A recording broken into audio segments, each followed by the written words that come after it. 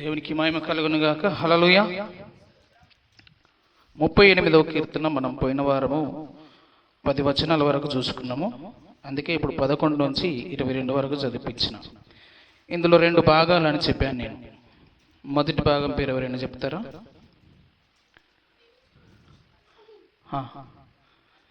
ఈ మైకులు ఇరా అందరికి చదివే వాళ్ళకు ఇరండి. దేవుని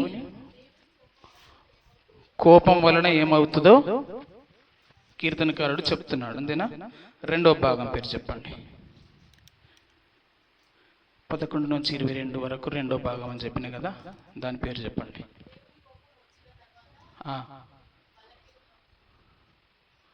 కాదు,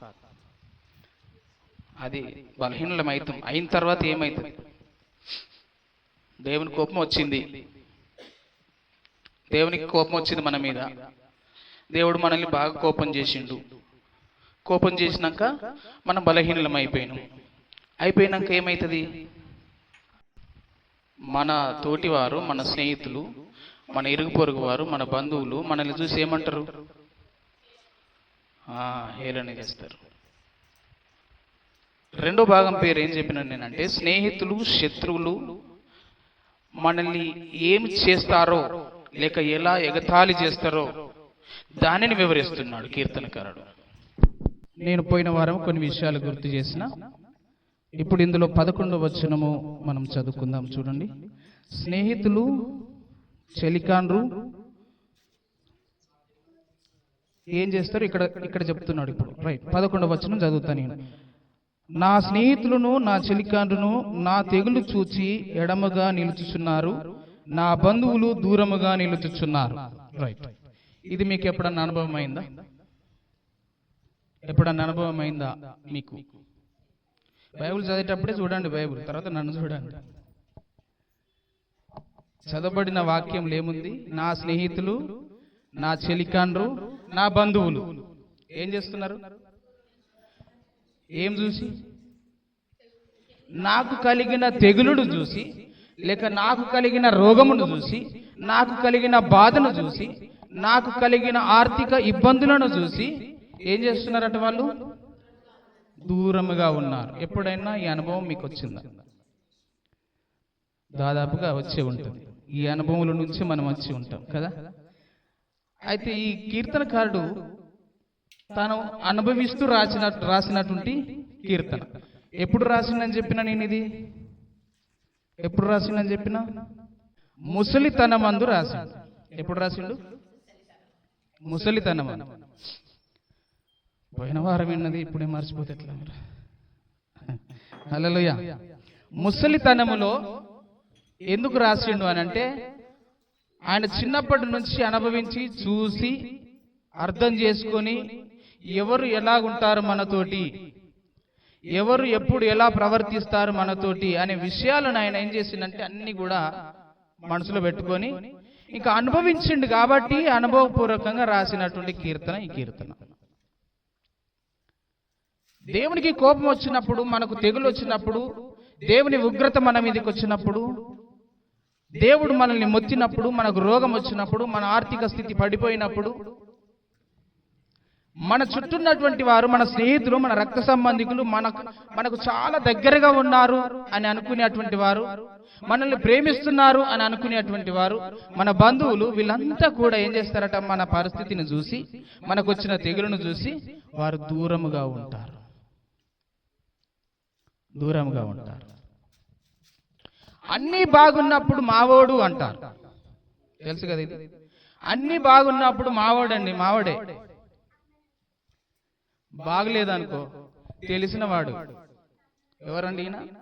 తెలిసినవాడండి. మా వీధిలో ఉండేవాడు, మా ఊర్లో ఉండేవాడు, లేదా మా బంధువుల అబ్బాయి, తెలిసినటువంటి వాడు. అన్ని బాగున్నప్పుడు ఏమంటారు? మావడే, మా బంధువు, మా రక్త సంబంధి, మా దూర బంధువు, మా దగ్గర బంధువు అని చెప్పుకుంటారు, గొప్పలు చెప్పుకుంటారు కదా. ఏమీ లేకపోతే తెలిసినవాడు. అందుకనే తాను అనుభవించి రాస్తున్నటువంటి మాట ఏంటంటే, నా స్నేహితులు, నా చెరికాండ్రు నా తెగులను చూసి ఎడమగా నిలుచుచున్నారు, నా బంధువులు దూరముగా నిలుచుచున్నారు. ఎవరు బంధువులు మనకు, ఎవరు స్నేహితులు, ఎవరు రక్త సంబంధికులు. మనకు బాధ వచ్చినప్పుడు, కష్టం వచ్చినప్పుడు, నష్టం వచ్చినప్పుడు దూరముగా నిలిచిన వాడు ఎవడు కూడా మనవాడు కాదు. మనకు అన్ని బాగున్నప్పుడు అందరూ మన దగ్గరికి వస్తారు, మావోడు మావోడు మావోడు అనుకుని. ఏమి లేనప్పుడు విడిచిపెట్టిపోతారు. కానీ ఏమి ఉన్నా ఏమి లేకున్నా మనతోటి ఉండేది ఒకరున్నారు. ఎవరు చెప్పండి? ఇంకా దేవుడు ఉంటాడు ఎప్పటికి. ఇంకా సాతానుడా ఇంకా మనకేమున్నా లేకున్నా మన వెంట ఉంటాడు, మనల్ని విడిచిపోడు. ఎవరు అని అంటే మన నీడ. కనుక దేవుడు ఉంటాడు ఎప్పటికీ మనతో, మన నీడ కూడా ఉంటది. కష్టంలో పోయినా, నష్టంలో పోయినా, ఏ పరిస్థితిలో ఉన్నా మన వెంట వచ్చేది దేవుడు, మన నీడ. మనుషులు ఎవరు రారు, బాగా గుర్తుపెట్టుకోండి. అందరూ మనోళ్ళు అనుకుంటున్నాం, మనల్ని ప్రేమించేవారు అనుకుంటున్నాం, మన బంధువులు అనుకుంటున్నాం, మనోడు అనుకుంటున్నాం. మనం అనుకుంటున్నాం కానీ అవతల వ్యక్తి అనుకుంటలేడు. అది కూడా చూసుకోండి. మరి మనమేమనుకుంటున్నాం అంటే మావాడే, మా తమ్ముడే, మా అన్ననే, మా అక్కనే, మా చెల్లెనే, మా బంధువే అని నువ్వు అనుకుంటున్నావు, నేను అనుకుంటున్నా.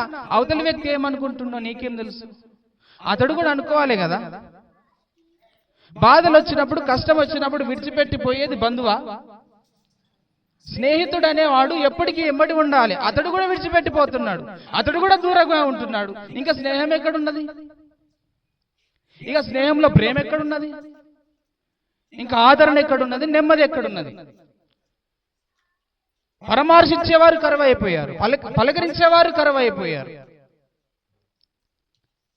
అందుకనే కీర్తనకారుడు అనుభవపూర్వకంగా రాస్తున్నాడు. లూకా సువార్త 23వ అధ్యాయంలో 49వ వచనం. 23వ అధ్యాయం. వారందరూ దూరముగా నిల్చుండి వీటిని చూచుచుండిరి. ఏం జరిగింది అక్కడ అంటే యేసయ్యను సిలువకి వేశారు. చాలా బాధలు పెట్టారు, చిత్రహింసలు పెట్టారు, కొరడాలతో కొట్టారు. యేసయ్యను చాలా హింసించి సిలువకి వేశారు. ఇవన్నీ ఎవరు చూస్తున్నారు?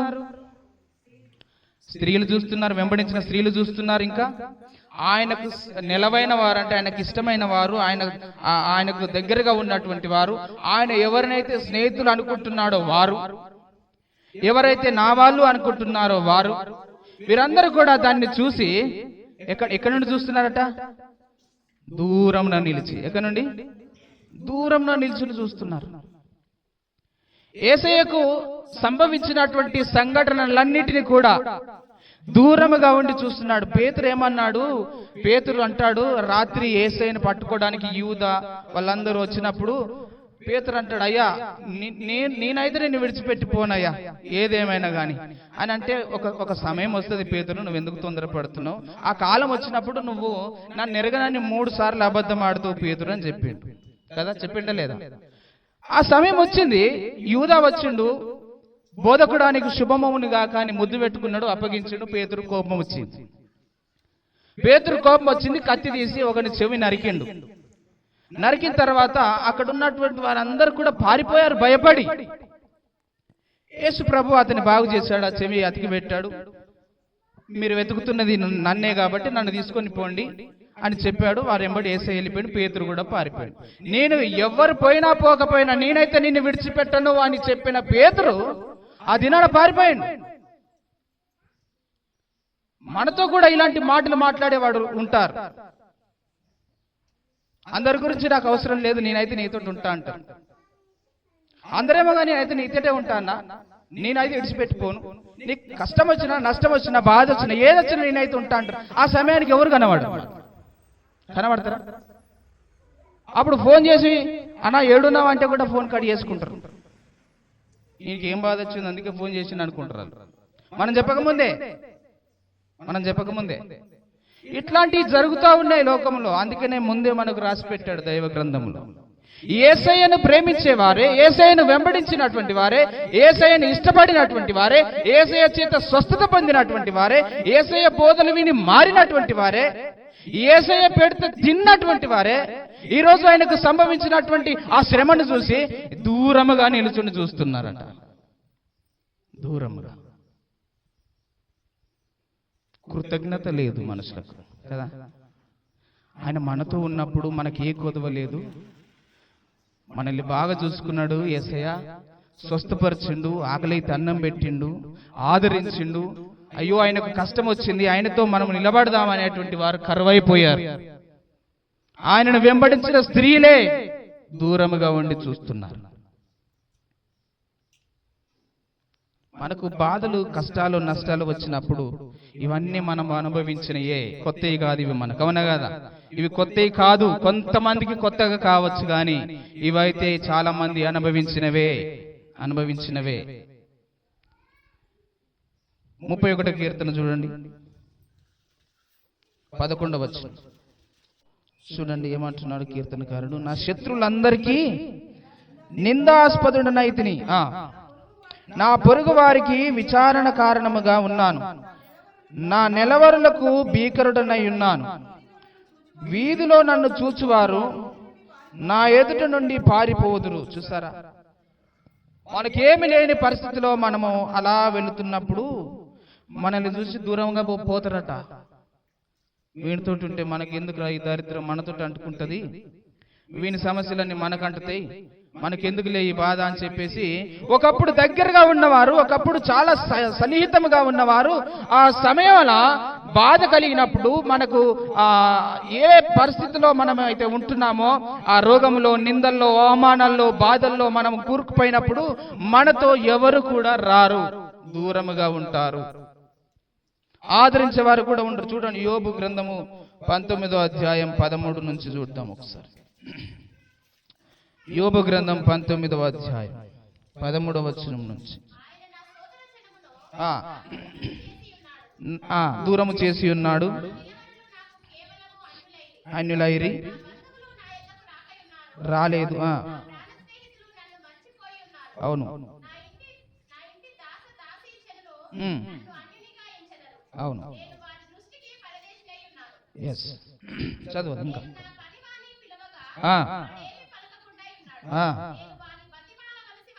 అవును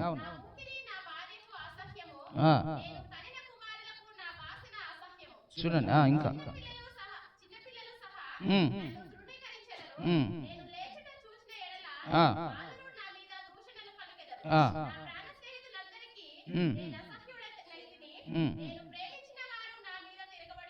చూడండి, చూసారా ఎన్ని విషయాలు మాట్లాడుతున్నాడు యోబు.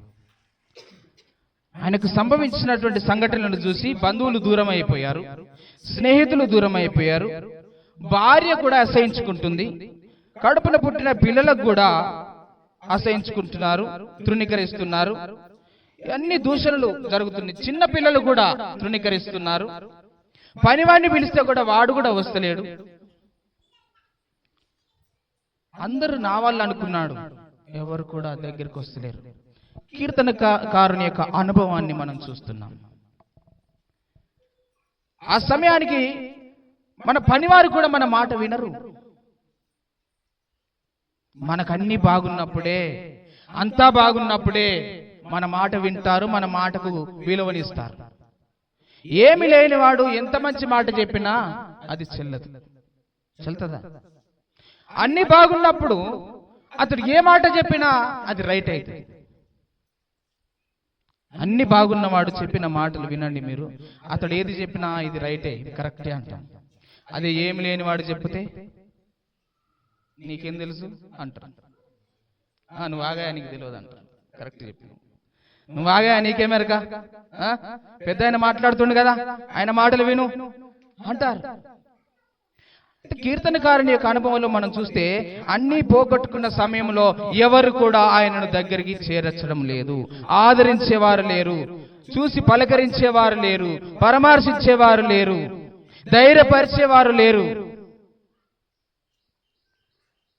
ఆయనకు తోడుగా ఉన్నదల్లా ఒక్కడే, దేవుడు ఒక్కడే, దేవుడు ఒక్కడే. ఇప్పుడు చూడండి 38వ కీర్తన 12 నుంచి 15 వచనాలు చదువుదాం.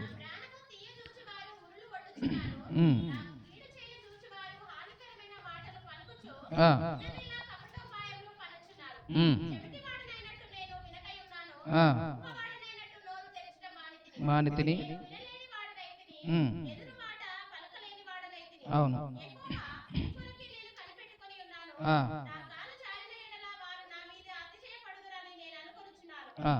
ఇక్కడ మనం గమనించినట్లయితే 12 నుంచి 15 వచనం వరకు ప్రాణము తీయజూసి వారు ఉరులు ఒడ్డుచున్నారు. ఎన్ని ఉరులు అంటే ఎక్కడ దొరుకుతాడా అని చూస్తూ ఉంటారు చాలా మంది. ఇక్కడ ఎవరైనా అడవికి పోయి పెట్టిన వాళ్ళు ఉన్నారా? ఉరులు పెట్టిన వాళ్ళు ఉన్నారు? ఎవరన్నా? ఎవరు లేరు కావచ్చు.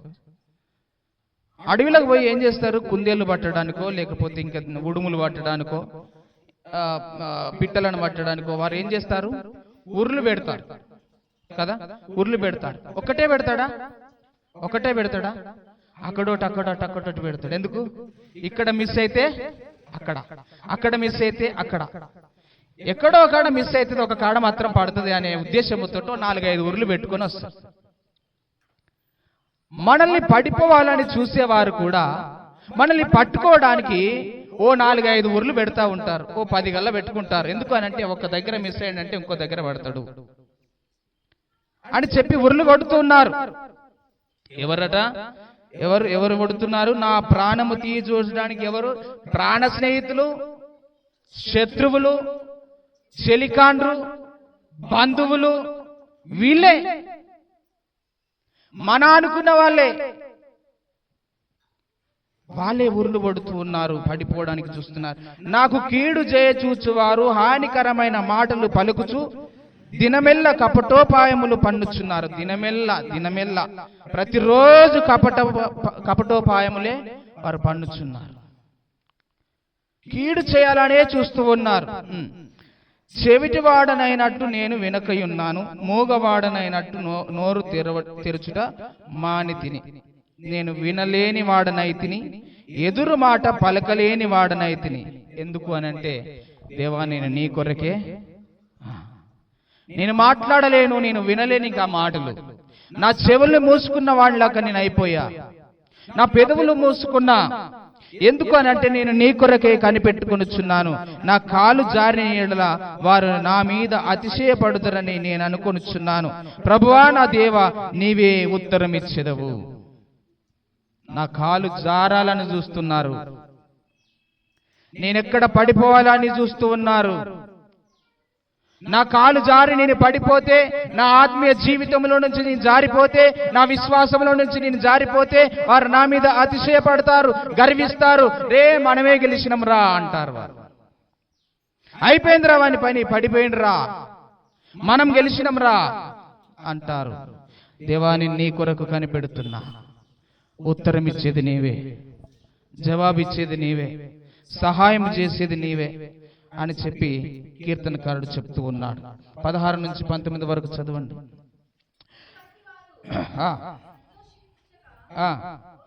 నన్ను బట్టి వారు సంతోషింపకపోదురుగాక,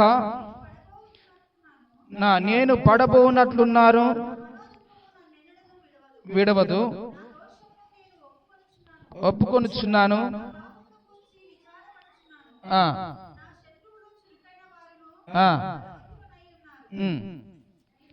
నిర్హేతుకముగా నన్ను ద్వేషించువారు అనేకులు. చాలు.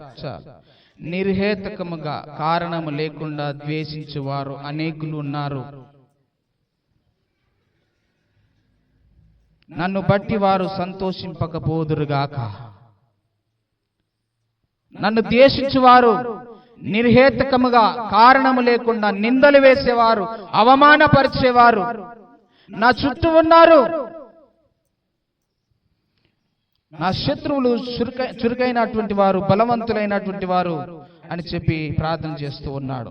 ఇప్పుడు 20 నుంచి 22 వరకు చదువుకొని మనం ముందుకు వెళ్దాం.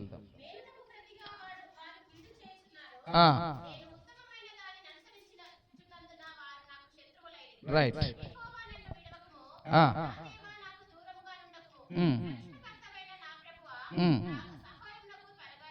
రైట్. మన శత్రువులు ఏం చేస్తున్నారంటే మేలునకు ప్రతిగా కీడు చేస్తూ ఉన్నారు. నేను ఉత్తమమైన దానిని అనుసరించుచున్నందున వారు నాకు శత్రువులయ్యారు. శత్రువులయ్యారు. దేని కొరకు అయ్యారు? మంచి దానిని నేను అనుసరిస్తున్నా కాబట్టి నాకు శత్రువులయ్యారు. మనం పోయిన వారమే దానియేలు గురించి చూసుకున్నాం, షద్రక్ మేషక్ అబేద్నెగో గురించి కూడా మనం చూసుకున్నాం. వారు మంచి దానిని అనుసరిస్తున్నారు, దేవుణ్ణి అనుసరిస్తున్నారు, దేవుని మార్గం అనుసరిస్తూ ఉన్నారు, దేవుని అడుగుజాడల్లో వెళ్ళాలని చూస్తూ ఉన్నారు. అందుకని వాళ్ళ చుట్టూ ఎవరున్నారు? శత్రువులు ఉన్నారు. పడిపోవాలని చూసేవారు ఉన్నారు, ఎక్కడ దొరికితే పట్టుకోవాలా అని చూసేవారు ఉన్నారు. శత్రువులు తయారైతా ఉన్నారు, వ్యతిరేకించేవారు తయారైతా ఉన్నారు. మంచి మార్గము ఎవరికి ఇష్టం ఉండదు, మంచిగా బ్రతుకుతూ ఎవరికి ఇష్టం ఉండదు. ఒకడు బాగా తాగుతూ తిరుగుతూ ఉన్నాడు అనుకో, వాడిని చూసి ఏమంటారు? బాగా తాగుతూ తిరుగుతూ ఉన్నాడు, వానికి స్నేహితులు ఎక్కువ ఉంటారా తక్కువ ఉంటారా? ఎందుకు? తాగిపిచ్చేవారు ఉంటారు, తాగేవాళ్ళు ఉంటారు. ఈడు సడన్ గా బంద్ చేసిండు మా అనుకున్నాడు అనుకో, ఇప్పుడు ఏమవుతుంది? రావాయా తాగుదామంటే ఈడేమంటాడు? నేను బంద్ చేసినా, నేను రాను. ఇప్పుడు వాళ్ళంతా దూరం అవుతారా దగ్గర అవుతారు? తాగుతూ ఉన్నప్పుడు తాగిపించేవారు అనేకులు ఉన్నారు, నేను బంద్ చేసినా రా, నేను బాగుపడతా అంటే ఎవడు దగ్గరికి వస్తలేడు. చెడగొట్టడానికి ఎక్కువ మంది ఉంటారు. చూడండి, గమనించండి. మంచిగా బ్రతుకుతున్నా మీరు కూడా మోడర్న్ ఆది చెప్పక మాకు, వస్తే నువ్వు ఇటు రా కానీ మేమైతే రామాట, వస్తే నువ్వు రా మాయమ్మడి, నువ్వు మేమైతే అటు సైడు రాము. మంచిగా ఉండేవాడికి శత్రువులు ఎక్కువ, మిత్రులు తక్కువ. చెడిపోవడానికి మిత్రులు ఎక్కువ ఉన్నారు, చెడిపోయేవానికి మిత్రులు ఎక్కువ ఉన్నారు, శత్రువులు తక్కువ ఉన్నారు. యెహోవా నన్ను విడవకుము, నా దేవా నాకు దూరముగా నుండకుము, రక్షణకర్తవైన నా ప్రభువా నా సహాయమునకు త్వరగా రమ్ము అని చెప్పి కీర్తనకారుడు ప్రాధేయపడుతూ ఉన్నాడు, బ్రతిమలాడుకుంటున్నాడు. మీకు అర్థమైంది? రెండో భాగంలో స్నేహితులు, శత్రువులు, బంధువులు అతన్ని తెగులు చూసి, అతనికి వచ్చిన ఆ బాధను చూసి దూరముగా నిలుచున్నారు, దూరముగా నిల్చుని చూస్తున్నారు. దూరమైపోయారు, దగ్గర ఎవరు లేరు, ఆదరించేవారు లేరు, పలకరించేవారు లేరు, పరామర్శించేవారు లేరు. ఎవరి కొరకు కనిపెట్టుకుంటున్నాడు? దేవుని కొరకు, దేవుని కొరకు. దేవా నీవే నన్ను ఆదరించేవాడు, నాకు సహాయమునకై త్వరగా రమ్ము, నీవే నాకు సహాయుడవైండు, నీవే నన్ను ఆదరించు, నీవే నన్ను బలపరచు. మనందరికీ అనుభవం ఉన్నది, మనమందరం ఈ అనుభవం నుంచి వచ్చాం. మనకు తెలుసు, మనకు వచ్చిన ప్రతి సమస్య నుంచి అది చూసి అనేకులు మనల్ని విడిచిన వారు ఉన్నారు, దూరమైన వారు ఉన్నారు, మనల్ని నిందించేవారు ఉన్నారు, మనల్ని బాధించేవారు ఉన్నారు. అయితే వారిని చూసి మనము తొందరపడద్దు. కీర్తనకారుడు అంటున్నాడు, ఆ మాటను నేను వినకుండా నా చెవులు మూసుకున్నాను, నేను వారి ఎదుట నా నోరు తెరవలేదు, ఇంకో మాట మాట్లాడలేదు. ఎందుకనంటే నువ్వు ఉన్నావు నాకు, నేను నీ కొరకు కనిపెట్టుకుంటున్నా. మీకు రావచ్చు ఇలాంటి బాధలు అనేకముగా. అయితే మీకు ఒక మాట, మీరు ఎవరి మీదకి వెళ్ళకండి, ఎవరి జోలికి మీరు వెళ్ళకండి, దేవునికి పెట్టండి. దేవా నీవు నాకున్నావు,